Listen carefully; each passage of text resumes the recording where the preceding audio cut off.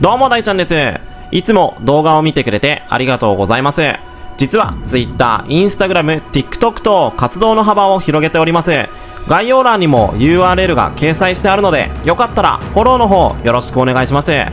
というわけで今回なんですけれども、東宝が誇るゴジラシリーズ最新作のゴジラ -1 の最新画像が公開されたので、ちょっと話をしていこうと思います。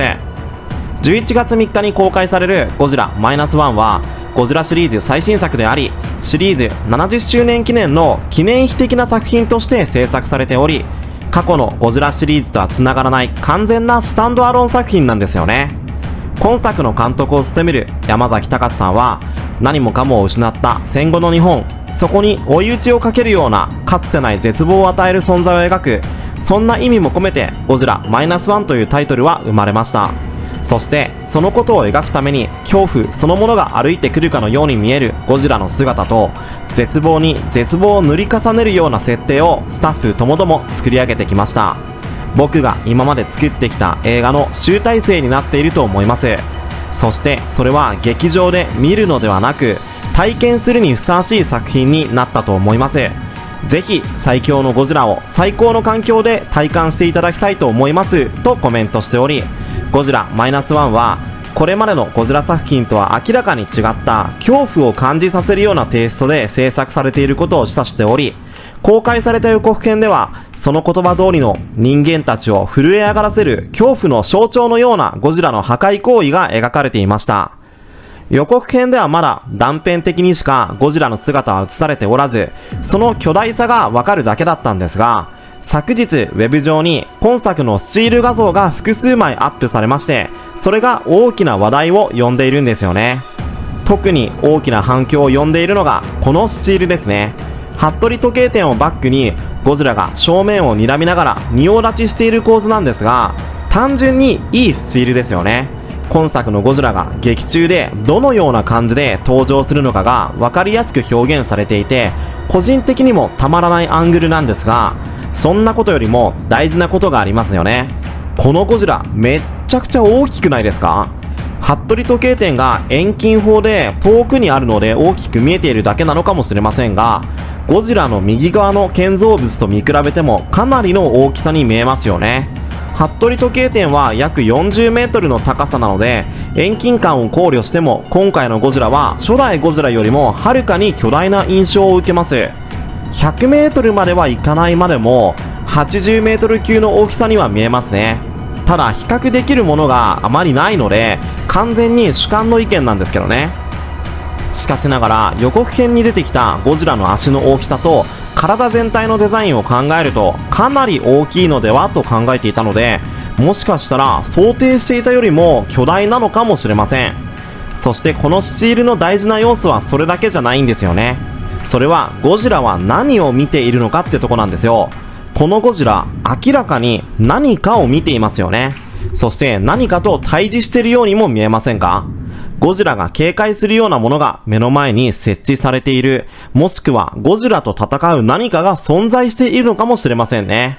このゴジラ明らかに敵意をむき出しにしている顔ですよね。一体何を見ているのか非常に気になります。またこのスチールの感じからして夕方のシーンだと思うんですが、背景に黒煙は上がっているものの、まだ服部時計店がダメージを負っていないところを見ると、本編の中のゴジラ上陸シーンの結構序盤の方なのかなとも思いました。予告編では服部時計店は巨大な爆発の影響をもろに受けていましたし、崩壊した姿も映し出されていましたからね。このゴジラはこの後何をするつもりなのか興味深いですね。そしてそのファンたちが盛り上がっている要因として、過去に海外ファンダムにアップされていたゴジラの新作の設定というものの存在があるようです。以前も紹介したのですが、今回もちょっとお話ししますね。その内容はというと、ゴジラ最新作の時代設定はエキストラの募集要項にあった1945年から1947年ではなく、初代ゴジラと同じ1954年になる1945年から1947年の時代の人々のエキストラが募集された理由は、その時代のシーンを描くためであり、戦後の日本が復興していく様子を撮影するためである。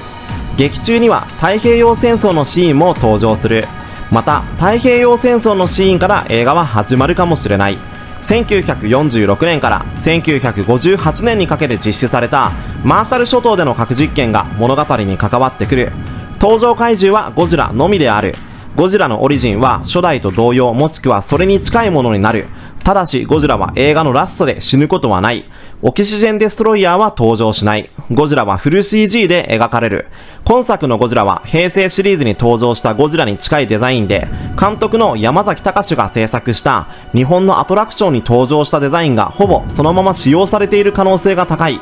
新ゴジラや平成版ゴジラよりも初代寄りのスケールでデザインされており、シリーズの中でもやや小柄な50メートル程度の大きさになっている。シリーズ化した際にはゴジラは時間の経過とともに成長して巨大化することが検討されている。動きは機敏ではないが、新ゴジラのような無機質な存在ではなく、生物としての動きが採用されている。ゴジラは熱線を吐くが頻繁には使用しない。攻撃をされた際に自衛のために初めて使用する。その威力は凄まじく、使用した際には巨大な爆弾の爆撃によって作られたクレーターのような穴が開く。熱線の威力によって一瞬で人間が消失するような描写が登場する。そのために大量のエキストラの 3D データが制作されており、ゴジラの災害に巻き込まれる群衆の多くは CG で制作されている。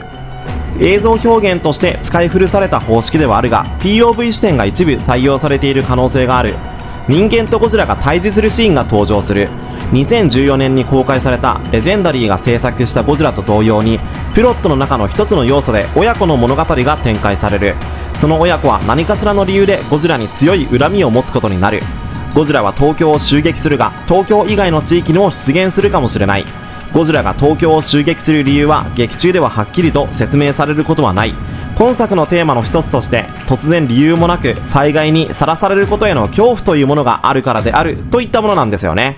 こうして改めて整理すると、ゴジラ -1 の内容に近しいものを感じますよね。時代設定とマーシャル諸島における核実験ってところがすでに公式設定と相違があるので、フェイクってことが現在だと丸分かりなんですが、これを考えた海外ファンの方、ある意味すごくないですか？割かし当ててきていると思うんですよね。こういったフェイク情報は熱意が生み出した産物ですが、個人的には嫌いじゃないんですよね。それぐらい熱意があるってことでもあるので、最後になりますが、ゴジラ -1 の上映時間もムビチケの公式サイトで明らかにされています。